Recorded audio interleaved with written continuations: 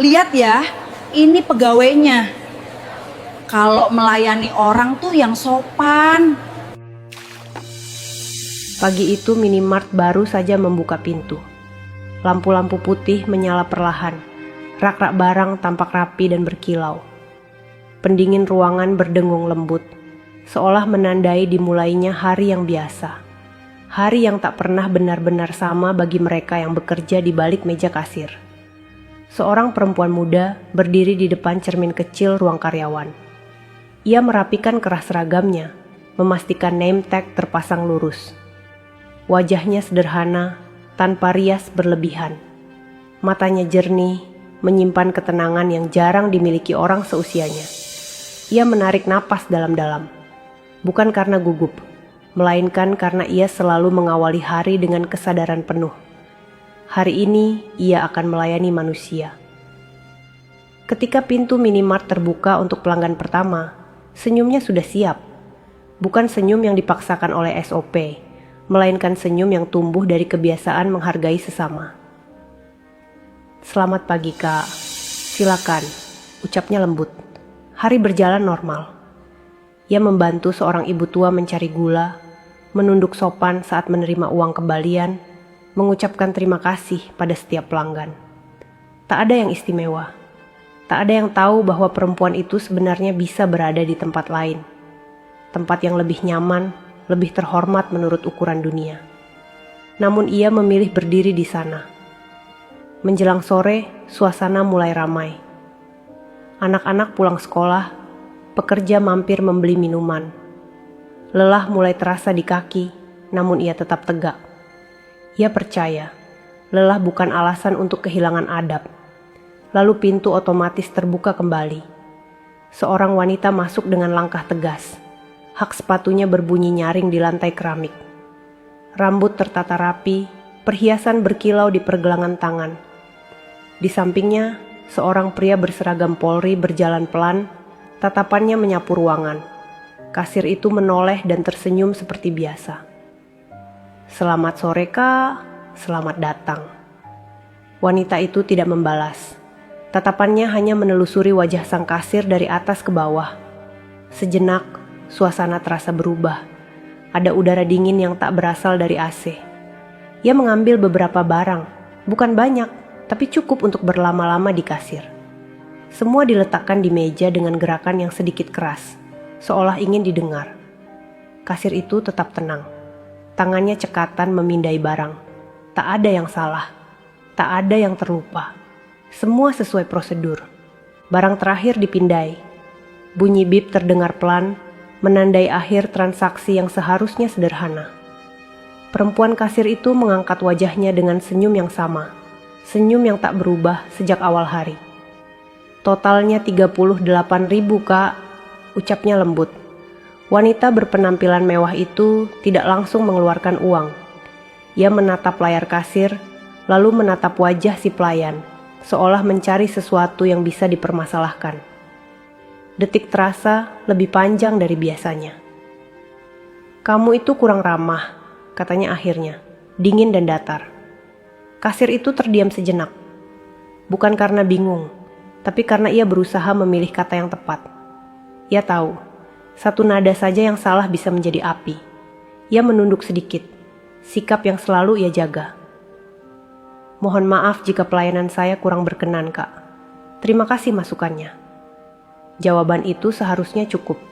Namun wanita itu justru menghela napas keras, lalu tertawa kecil, tawa yang tak mengandung kehangatan.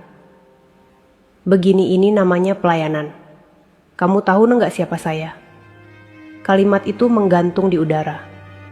Beberapa pelanggan mulai memperhatikan. Seorang ibu muda menghentikan langkahnya di dekat rak minuman. Seorang remaja pura-pura memilih snack, padahal telinganya waspada. Kasir itu tetap tenang. "Saya mohon maaf, Kak. Jika ada yang bisa saya perbaiki, silakan disampaikan." Nada suaranya tidak naik, tidak membantah, tidak merendahkan diri secara berlebihan. Namun justru itulah yang memancing amarah. Wanita itu meraih ponselnya dari dalam tas. Gerakannya cepat, terlatih. Kamera dinyalakan. Lampu kecil menyala, menghadap tepat ke wajah kasir. "Biar semua orang lihat." "Ya," katanya. "Beginilah pelayanan di sini. Kurang ajar." Kata itu jatuh seperti tamparan. Kasir itu menelan ludah. Tangannya yang memegang uang kembalian sedikit bergetar, tapi ia tetap berdiri di tempatnya. Ia tahu, membalas hanya akan memperburuk keadaan. Di samping wanita itu, sang suami, pria berseragam Polri, melangkah setengah maju. Ia membuka mulut seolah ingin bicara, namun kembali menutupnya. Tatapannya berpindah dari istrinya ke kasir itu, lalu ke arah lantai. Ia memilih diam. "Kalau saya laporkan ke kantor pusat, kamu bisa dipecat," ancam wanita itu sambil tetap merekam. "Pelayanan seperti ini nggak pantas." Kasir itu menarik napas dalam-dalam. "Saya hanya menjalankan tugas sesuai SOP, Bu. Mohon jangan direkam." Permintaan itu tidak digubris. Kamera justru semakin didekatkan. Beberapa detik terasa seperti menit. Suasana minimart menjadi berat, seolah udara ikut menahan napas. Tak ada yang bersuara, tak ada yang berani memotong. Di balik wajah tenang kasir itu, ada luka kecil yang mulai terbentuk. Luka karena diperlakukan bukan sebagai manusia, melainkan sebagai bahan tontonan. Wanita berpenampilan mewah itu terus berbicara. Suaranya dibuat lantang, jelas, dan penuh tekanan. Bukan untuk didengar oleh kasir, melainkan oleh dunia maya. "Lihat ya, ini pegawainya," ucapnya ke kamera. "Kalau melayani orang tuh yang sopan." Padahal sejak awal, tak ada satupun kata kasar keluar dari mulut sang kasir. Beberapa pelanggan mulai gelisah. Seorang pria paruh baya menggeser tubuhnya, seolah ingin bicara, tapi urung. Seorang ibu memeluk anaknya lebih erat. Tidak ada yang ingin menjadi bagian dari masalah orang lain. Kasir itu berdiri di balik meja, tangannya kini benar-benar dingin. Uang kembalian masih dipegangnya, belum berpindah tangan. Bukan karena lupa, melainkan karena ia sedang berjuang menahan sesuatu di dadanya. Rasa perih yang tidak bisa dilawan dengan kata-kata. "Bu," ucapnya pelan, nyaris berbisik, "saya mohon, saya hanya bekerja." Kalimat itu sederhana, jujur. Namun justru itulah yang membuat suasana semakin ganjil.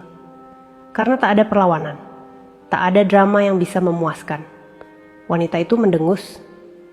"Alasan, semua pegawai juga bilang begitu." Ia melirik ke samping, ke arah suaminya yang berseragam Polri. "Kamu lihat sendiri, kan?" katanya, seolah mencari pembenaran. Pria itu menunduk sedikit. Wajahnya kaku, matanya menyimpan sesuatu yang sulit ditebak, antara malu, bingung, dan takut. Ia tidak berkata apa-apa, tidak membela istrinya, tidak pula membela kasir itu. Diam. Diam yang terasa lebih keras dari teriakan. Kasir itu menelan ludah.